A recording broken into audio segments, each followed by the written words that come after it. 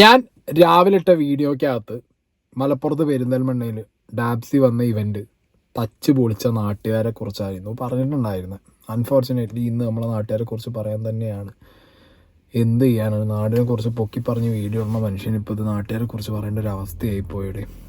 അപ്പോൾ ഗാൽബീസ് ബസാറിൽ പാട്ട് പാടാൻ വേണ്ടിയിട്ട് പോയ ഹനാൻഷയുടെ ലൈവ് പെർഫോമൻസ്. ഹനാൻഷയും അവിടെ ഒരു ദിവസം പെർഫോം ചെയ്തിട്ടുണ്ടായിരുന്നു. അപ്പോൾ ഹനാൻഷ ആക്ച്വലി ഈ പ്രോഗ്രാം കഴിഞ്ഞതിന് ശേഷം ഹനാൻഷയ്ക്ക് ഉണ്ടായ ഒരു അനുഭവം ഷെയർ ചെയ്യാൻ നിൽക്കുകയായിരുന്നു എന്നാണ് വീഡിയോ കണ്ടപ്പോൾ എനിക്ക് മനസ്സിലായത്. ബട്ട് ഇതിപ്പോൾ ഇങ്ങനെ എൻഡ് ആയതുകൊണ്ട് ഹനാൻഷയ്ക്ക് പറയാനുള്ള കാര്യം ഹനാൻഷ ഇന്ന് ഹനാൻഷയുടെ ചാനലിൽ വന്ന് പറഞ്ഞിട്ടുണ്ട്. പെരിന്തൽമണ്ണയിൽ സംഭവിച്ചത്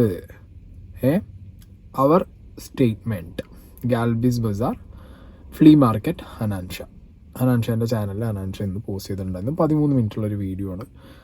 അപ്പോൾ അവിടെ പെർഫോം ചെയ്യാൻ പോയ ഹനാൻഷയ്ക്ക് നാട്ടുകാരുടെ കയ്യിൽ നിന്നല്ല, ഓർഗനൈസേഴ്സിൻ്റെ കയ്യിൽ നിന്ന്. ഞാൻ ഇന്ന് കുറേ പേരോട് ചാറ്റ് ചെയ്തു, അവിടെ പോയവർ, അവിടെ സ്റ്റോൾ ഇട്ടവർ. ഈ ഹനാൻഷയുടെ വീഡിയോ കംപ്ലീറ്റ്ലി എനിക്ക് മനസ്സിലായത് എന്താ അറിയും, മാനേജ്മെൻറ്റും ഓർഗനൈസേഷനും അവിടെ വളരെ ഫെയിലിയർ ആയിരുന്നു. അവിടെ ഒന്നും മാനേജ് ചെയ്തിട്ടില്ല. ഓർഗനൈസേഴ്സ് ആദ്യം സ്കൂട്ടായി. ഇത് രാവിലെ എനിക്ക് മെസ്സേജ് അയച്ച വ്യക്തിയും സ്റ്റോൾ നടത്തി എന്ന് പറഞ്ഞ് എനിക്ക് മെസ്സേജ് അയച്ച വ്യക്തികളും എല്ലാവരും, ഈവൻ ഹനാൻഷ ആണെങ്കിൽ പോലും പറയുന്നത് ഇവരുടെ ഓർഗനൈസിങ് വളരെ ഫെയിലിയറാണ്. ആൻഡ് ഈ അടി നടന്ന സമയത്ത് ഈ ഓർഗനൈസേഴ്സ് ഒക്കെ മുങ്ങിയിട്ടുമുണ്ട്, സ്ഥലം വിട്ടിട്ടുണ്ട് അവർ. അപ്പോൾ ഹനാൻഷൻ്റെ വീഡിയോ നമുക്ക് ആദ്യം ഒന്ന് കാണാം. പെർഫോം ചെയ്യാൻ വന്ന ആൾക്കുണ്ടായ അനുഭവം ഇതാണെങ്കിൽ അവർ വേറെ ഒരാൾക്കും റെസ്പോൺസിബിലിറ്റി അവർ ഏറ്റെടുക്കൂല.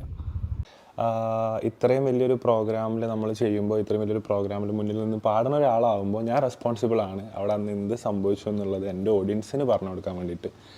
അപ്പോൾ ഈ ഒരു വീഡിയോ ഞാൻ ചെയ്യുന്നത് എനിക്കൊരു പെർട്ടിക്കുലർ കമ്മ്യൂണിറ്റീനെയോ അല്ലെങ്കിൽ ഒരു പേഴ്സണെയോ അല്ലെങ്കിൽ ഒരു ടീമിനെയോ ഇതാക്കിയിട്ട്, അതായത് ഇല്ലാത്ത പ്രശ്നം ചൂണ്ടിക്കാണിച്ചിട്ട് ചെയ്യണതല്ല. ബട്ട് സ്റ്റിൽ എൻ്റെ പരിപാടിയുടെ ദിവസം എന്ത് സംഭവിച്ചു, എന്താണ് അവിടെ ഉണ്ടായതെന്ന് അറിയാത്ത ഒരുപാട് ആൾക്കാരുണ്ടാവും. അവിടെ അന്ന് നടന്നത് മാത്രം കേട്ടിട്ട് വീട്ടിൽ പോയ ആൾക്കാരുണ്ടാവും. എനിക്ക് ആ പ്രോഗ്രാമിൻ്റെ ഇടയിൽ ഒരു വീഡിയോ ചെയ്തിട്ട് ഒരു പരിപാടി, കാരണം അവരൊരു ബിസിനസ് റൺ ചെയ്തുകൊണ്ടിരിക്കുകയാണ്. അപ്പോൾ അതിൻ്റെ ഇടയിൽ ആ 3 ദിവസത്തിനായിട്ട് വീഡിയോ ചെയ്തിട്ട് അവിടെ ഒരു പ്രശ്നം ഉണ്ടാക്കണം എന്നുള്ളത് എനിക്ക് മനസ്സുകൊണ്ട് താല്പര്യം ഉണ്ടായിരുന്നില്ല. ഞാൻ വിചാരിച്ചിരുന്നത് ആ പ്രോഗ്രാം മൊത്തം എൻ്റെ ആയി കഴിഞ്ഞിട്ട് എനിക്ക് എൻ്റെ വീഡിയോ ഇടാനായിരുന്നു, അതായത് എക്സ്പ്ലനേഷൻ വീഡിയോ കൊടുക്കാനായിരുന്നു ഞാൻ എക്സ്പെക്ട് ചെയ്തത്. അതുപോലെ അതായത് ഹനാൻഷ വളരെ ബാഡായിട്ടുള്ളൊരു എക്സ്പീരിയൻസ് കിട്ടിയതിന് ശേഷം എന്തായാലും വീഡിയോയിലുള്ള തീരുമാനം എടുത്തത്. ഇതിപ്പോൾ അടിയും പ്രശ്നവും കച്ചറയും ഇവരുടെ ഈ ഓർഗനൈസിങ് മികവ് കൊണ്ട് അവിടെ ഇന്നലെ ഉണ്ടായ കച്ചറ അതും കൂടി കണ്ടപ്പോൾ പിന്നെ ഹനാൻഷ വീഡിയോ ഇട്ട്. ഓക്കെ, നിങ്ങളൊരു ഗസ്റ്റിനെ ലൈവ് പെർഫോം ചെയ്യാൻ വിളിക്കുമ്പോൾ ഏറ്റവും കുറഞ്ഞത് അവർക്ക് അത് പെർഫോം ചെയ്യാനുള്ള സജ്ജീകരണങ്ങൾ ഒരുക്കി കൊടുക്കണം. അവരുടെ റിക്വയർമെൻറ്റ്, അവർ പറയുന്ന സാധനങ്ങൾ എന്തൊക്കെയാണോ അവർക്ക് ആവശ്യം, അതൊക്കെ നിങ്ങൾ എത്തിച്ചു കൊടുക്കണം. അതാണ് ഒരു ബേസിക് ആയിട്ടുള്ള ഒരു ഓർഗനൈസിങ് ടീം ചെയ്യേണ്ട പരിപാടി. അതൊന്നും ചെയ്യാതെ ഹനാൻഷാനെ വിളിച്ചുകൊണ്ടെന്ന് ക്രൗഡിൻ്റെ മുന്നിലേക്ക് ഒരാളെ വിളിച്ചുകൊണ്ടെന്ന് അപമാനിക്കുന്നതിന് തുല്യമാണ്. ഹനാൻഷ പറയുന്ന എക്സ്പീരിയൻസ് നിങ്ങൾ കംപ്ലീറ്റ് ആയിട്ട് കേൾക്കണം. ഹനാൻഷയ്ക്ക് ഒരുപാട് പേര് ഇത് ഹനാൻഷയുടെ പ്രീവിയസ് പെർഫോമൻസ് പോലെ വന്നില്ലല്ലോ എന്നുള്ള ചോദ്യവും വന്നിട്ടുണ്ടാവും. അതിനും ഈ പറഞ്ഞ വീഡിയോ ഇട്ട് എക്സ്പ്ലെയിൻ ചെയ്യേണ്ട ഒരു അവസ്ഥ ഹനാന് വരുന്നുണ്ട്. അതാണ് ഇവിടെ വന്നിട്ട് എന്ത് ചെയ്ത് ഹനാൻഷ ഈ കാര്യങ്ങൾ പറയുന്നത്. 26 ഗാൽബീസ് ബസാറിൽ പെരിന്തൽമണ്ണ പെർഫോം ചെയ്തിരുന്നു.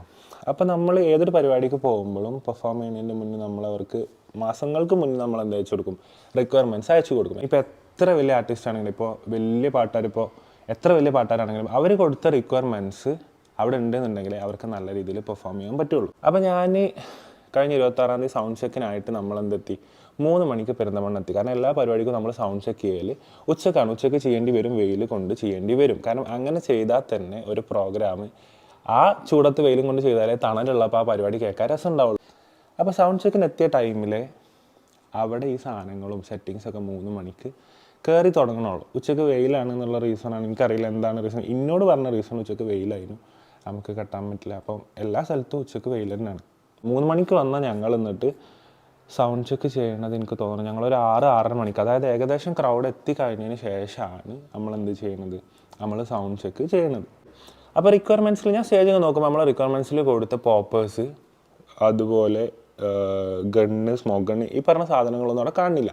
ഏറ്റവും മെയിൻ എന്നുള്ളത് വാട്ട്സാണ്. ഇത്ര വാട്ട്സിൻ്റെ സൗണ്ട് വേണം എന്നുള്ളത് നമ്മൾ കൊടുത്തിരുന്ന കോട്ടിൽ എനിക്ക് തോന്നുന്നു 75,000 വാട്ടിൻ്റെ സൗണ്ടിന് കൊടുത്തത്. അവിടെ നമുക്ക് തന്നിരുന്നത് 25,000 വാട്ട്സിൻ്റെ സൗണ്ട് സിസ്റ്റമാണ്. അതായത് ഒരു കോളേജ് പ്രോഗ്രാമിന് കോളേജിൽ ഒരു 500 കുട്ടികളെ മുന്നിൽ പാടാൻ നമുക്ക് എത്ര സൗണ്ട് സിസ്റ്റം തരും, അതാണ് അവിടെ തന്നിരുന്നത്. ഇങ്ങനത്തെ ഒരു ഇഷ്യൂ വരുമ്പോൾ ശരിക്കും ഒരു ആർട്ടിസ്റ്റ് ചെയ്യുക എന്താ വെച്ചാൽ, നമ്മൾ പറഞ്ഞെടുത്ത റിക്വയർമെൻറ്റ്സ് മീറ്റ് ചെയ്യാണ്ട് അവരൊരു പ്രോഗ്രാം കണ്ടക്ട് ചെയ്യണമെന്നുണ്ടെങ്കിൽ നമ്മൾ എന്ത് ചെയ്യും, നമ്മൾ പെർഫോം ചെയ്യുന്നില്ല എന്ന് പറയും. ഓഫ് കോഴ്സ് നമ്മളും പറയേണ്ടത് എന്തായിരുന്നു, ഞങ്ങളെല്ലാവരും ഒരുപോലെ പറയേണ്ടിരുന്നത് ഞങ്ങൾ പെർഫോം ചെയ്യണില്ല, ഞങ്ങൾ ചെയ്യണില്ല. പക്ഷേ സ്റ്റിൽ അത്രയും ഫാമിലീസിൻ്റെ മുന്നിൽ നിന്ന് ഞങ്ങൾ റിക്വയർമെൻറ്റ്സ് മീറ്റ് ചെയ്യാത്തത് കൊണ്ട് ഞങ്ങൾ പെർഫോം ചെയ്യുന്നില്ല എന്ന് പറഞ്ഞു പോണത് വളരെ സങ്കടകരമായ കാര്യം. ചിലപ്പോൾ കമ്മിറ്റിക്ക് അക്സെപ്റ്റ് ചെയ്യാൻ പറ്റും, പക്ഷേ എന്തോ എനിക്കെൻ്റെ മനസാക്ഷിക്ക് അത്രയും കുടുംബങ്ങളെ മുന്നിൽ നിന്ന് ഞാൻ പോവാണ്, എനിക്ക് ഇവിടുത്തെ സെറ്റിങ്സ് മോശമാണ്, അങ്ങനത്തെ ഒരു മൈൻഡിലേക്ക് ഞങ്ങൾ പോയില്ല. ഞങ്ങൾ പറഞ്ഞു നമുക്ക് ഉള്ളത് വെച്ചിട്ട് എന്തെങ്കിലും ചെയ്യാം. ഞങ്ങളെ പേര് തന്നെയാണ് പോണത്, ഞങ്ങൾക്ക് 100% അറിയാം. എനിക്ക് ഏറ്റവും കുഞ്ഞു ഫാൾട്ടായിട്ട് തോന്നിയത്, അതായത് അവർ എത്രത്തോളം ഇറസ്പോൺസിബിൾ ആണെന്ന് എനിക്ക് തോന്നിയത് എപ്പോഴാണ് വെച്ചാൽ 6 മൈക്ക് കൊടുത്തു നമുക്ക് തന്നത് 2 മൈക്കാണ്. അത്രയും വലിയൊരു പരിപാടിക്ക് 2 മൈക്ക് തരുന്ന അവസ്ഥകളൊന്നും ആലോചിച്ച് നോക്കി. ഹനാൻ ഷായ്ക്ക് അന്ന് അവിടെ വാട്ട്സ് കുറഞ്ഞ സൗണ്ട് സിസ്റ്റവും ഈ 2 മൈക്കും ഇതൊക്കെ കൊടുത്തിട്ട് പാട്ട് പാടി സ്വന്തം തൊണ്ടേനെ പോയിരുന്ന് ആ ഒരു സിറ്റുവേഷനിൽ വന്നിട്ടാണ് ഹനാൻ വീഡിയോ ഇടുന്നത്. ഹനാൻ ഷാൻ്റെ അക്കൗണ്ടിൽ കയറി നോക്കിയാൽ നിങ്ങൾക്ക് ഇതിൻ്റെ കംപ്ലീറ്റ് എക്സ്പ്ലനേഷൻ നിങ്ങൾക്ക് കേൾക്കാം. നിങ്ങൾ തന്നെ ചെറിയൊരു കാര്യം ഞാൻ പറയാം, നിങ്ങളുടെ കയ്യിൽ മറ്റേ ചൈനീസ് മൈക്ക് തന്നിട്ട് മുന്നിൽ 1000 പേരെ വിളിച്ച് നിർത്തിയിട്ട് പാടുക പാട്ട് എന്ന് പറഞ്ഞാൽ നിങ്ങൾ പാടിയത് ഏറ്റവും ബാക്കിലിരിക്കുന്നവർക്കും നടുവിലിരിക്കുന്നവർക്കും കേൾക്കൂ. ഏറ്റവും ഫ്രണ്ടിലുള്ള 2 ആൾക്ക് കേട്ടാൽ കേട്ട്, അത്രയേ ഉള്ളൂ. അതാണ് ആ ചൈനീസ് മൈക്കും 1000 ആളുള്ള എക്സാമ്പിൾ നിങ്ങൾ വെച്ചോ, അതാണ് ഹനാൻ ഷായ്ക്ക് ഇവർ ചെയ്തു കൊടുത്തത്.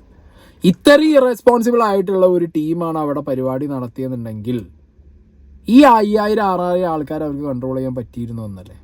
ഇല്ല. ടാഗ് ഊരി വെച്ച് വീട്ടിൽ പോയി കടന്നുറങ്ങിയിട്ടുണ്ടാവും എല്ലാവരും. എന്താണെങ്കിലും കേസും സംഗതികളൊക്കെ ആയിന്ന് കേൾക്കുന്നുണ്ട്. ഇന്ന് അവിടെ സ്റ്റോൾ നടത്തിയ ഒരു ആൾ വന്നിട്ട് എന്നോട് അവരുടെ എക്സ്പീരിയൻസ് ഷെയർ ചെയ്തു. ഞങ്ങളും അവിടെ സ്റ്റോൾ ഇട്ടിരുന്നു, ഒരു വിവരമില്ലാത്ത ആളുകളാണ് അവിടെയുള്ളത്. അത് ഓർഗനൈസേഴ്സിനെ കുറിച്ചിട്ടാണ്. നാട്ടുകാരും കുറച്ച് ആൾക്കാരെ കുറിച്ച് ഇവർ പറയുന്നുണ്ട്. അതിന് കുറേ വീഡിയോസ് നാട്ടുകാർ ഞാൻ അവിടെ വെക്കുന്നുണ്ട്. രാവിലെ ഞാൻ ബൾബൂരി കൊണ്ടുപോയി ഒരു വീഡിയോ, എനിക്കൊരു ഡൗട്ട് ഉണ്ടായിരുന്നു തമാശയ്ക്ക് നാട്ടുകാർ ചെയ്തതായിരിക്കുന്നത്. പക്ഷേ ഇപ്പോൾ ഒരു വീഡിയോ ഞാൻ അവിടെ ക്ലിയർ ആയിട്ട് വെക്കാം. ബൾബൂരി അടിച്ചു മാറ്റി കൊണ്ടുപോയതാണ് നാട്ടുകാർ. 200 രൂപ ടിക്കറ്റിന് ബൾബ് കൊണ്ടുപോയി എന്ത് ഉണ്ട കിട്ടുന്നുള്ളത് എനിക്ക് മനസ്സിലായില്ല. അപ്പോൾ കിട്ടിയത് കൊണ്ടുപോകുക എന്നുള്ള മെൻറ്റാലിറ്റിയിലായിരിക്കാം ചെയ്തത്. എന്താണെങ്കിലും അതൊക്കെ വളരെ മോശം പരിപാടി. കാരണം ഇപ്പോൾ ക്യാമറയും സംഗതികളൊക്കെ ഉള്ള ടൈമല്ലേ ഇടേ. നിങ്ങൾ ഈ പരിപാടി കാണിച്ചു കഴിഞ്ഞാൽ മാനം പോണത് നിങ്ങളത് ചെയ്യാതിരിക്കുക. എന്താണെങ്കിലും 20 മുതൽ 25,000 കൊടുത്തിട്ടാണ് അവരവിടെ സ്റ്റോൾ ഇട്ടിട്ടുള്ളത്. ഓക്കെ, 100 രൂപ ഒരു ടിക്കറ്റിന് വാങ്ങിയിട്ടുണ്ട് ക്യാഷ്. ഓക്കെ, അപ്പോൾ സ്റ്റോളിനും പൈസ മേടിച്ചിട്ടുണ്ട്, ടിക്കറ്റിനും പൈസ മേടിച്ചിട്ടുണ്ട്.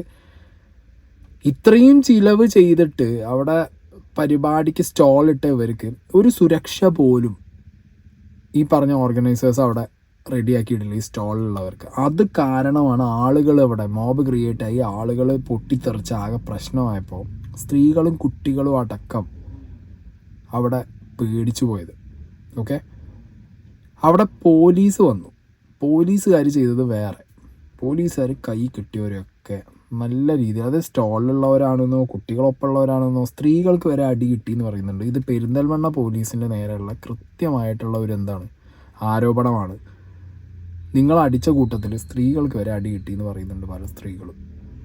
അതൊക്കെ മോശമാണ്, കണ്ടു നിന്നവർ പറയുന്നുണ്ട്. ആൻഡ് എനിക്കിന്ന് മെസ്സേജ് അയച്ച് ഇവരും പറയുന്നുണ്ട് വളരെ മോശമാണ്. കാരണം പോലീസ് ചിലപ്പോൾ കണ്ടവരൊക്കെ അടിച്ചോടിക്കുക എന്നുള്ള രീതിയിൽ വന്നതായിരിക്കാം. കാരണം അത്രയും ആളുകളെ അടിച്ച് ഓടിക്കണം. 5000 ആൾക്കാരെ മുകളിലുള്ളവർക്ക് വേറെ വഴി. ബട്ട് സ്റ്റിൽ ഞാൻ പറയുന്നതെന്ന് പറഞ്ഞു കഴിഞ്ഞാൽ വനിതാ പോലീസൊക്കെ ഇല്ലേ, നിങ്ങൾക്കത് നോക്കായിരുന്നു. പക്ഷെ പോലീസിനെ ഇപ്പോൾ അത്ര നമ്മൾ കുറ്റം പറഞ്ഞ് പോയിട്ട് കാര്യമൊന്നുമില്ല. കാരണം അവരെ ഇൻറ്റിമേറ്റ് ചെയ്യുക എന്നുള്ളത്, അവരെ അറിയിക്കുക എന്നുള്ളത്, അവർക്ക് ഇൻറ്റിമേഷൻ കൊടുക്കേണ്ടത് ഓർഗനൈസേഴ്സാണ്. ഇത്രയും വലിയൊരു പ്രോഗ്രാമിന് ഒരു 5000 ആൾ വരുന്ന സ്ഥലത്ത് 5 പോലീസുകാരെ വിട്ടിട്ട് വലിയ കാര്യമുണ്ടോ? ഇല്ല. അപ്പോൾ അതിന് കൂടുതൽ പോലീസുകാരും വേണം. പക്ഷേ പോലീസുകാരുടെ ഭാഗത്തുനിന്ന് ഇങ്ങനൊരു സംഗതി സംഭവിച്ചത് ഒരുപാട് പേര് പറയുന്നുണ്ട്. സ്റ്റോൾ നടത്തുന്നവർക്കും സ്റ്റോളിനകത്തുള്ളവർക്കും ഒക്കെ അടി കിട്ടിയിട്ടുണ്ട്, അതിൽ സ്ത്രീകൾക്കും കിട്ടിയിട്ടുണ്ടെന്ന് പറയുന്നുണ്ട്. അപ്പോൾ അത് പിന്നെ ആർക്കും കംപ്ലയിൻറ്റും കാര്യങ്ങളൊന്നുമില്ല. അവർ തമ്മിൽ പറഞ്ഞിട്ട് പോയി, അല്ലെങ്കിൽ എന്നോട് വന്ന് പറഞ്ഞത് അത്ര അവിടെ തീർന്നു കേട്ടോ. പക്ഷേ സ്റ്റിൽ വിഷ്വൽസ് ഞാനിവിടെ വയ്ക്കുന്നുണ്ട്, പറയേണ്ട കാര്യം പറയണമല്ലോ. അപ്പോൾ അതുകൊണ്ടാണ് പറഞ്ഞത്. ഓക്കെ, ഇതുപോലെ ക്യാഷ് മേടിച്ച് നടത്തിയ ഒരു പരിപാടിയിൽ എന്തെങ്കിലും ഒരു ഇമ്പോർട്ടൻസ് സ്റ്റോൾ നടത്തുന്നവർക്ക് ഒരു കൊടുത്തിട്ടുണ്ടെങ്കിൽ ആദ്യം സ്റ്റോൾ നടത്തുന്നവരെയാണ് ഇവർ രക്ഷിക്കേണ്ടത്. ഏകദേശം ഒരു 8-8:30 കൂടിയിട്ട് കാര്യങ്ങൾ കൈവിട്ട് പോകും എന്നുള്ളത് കൃത്യമായിട്ട് ഇവർക്ക്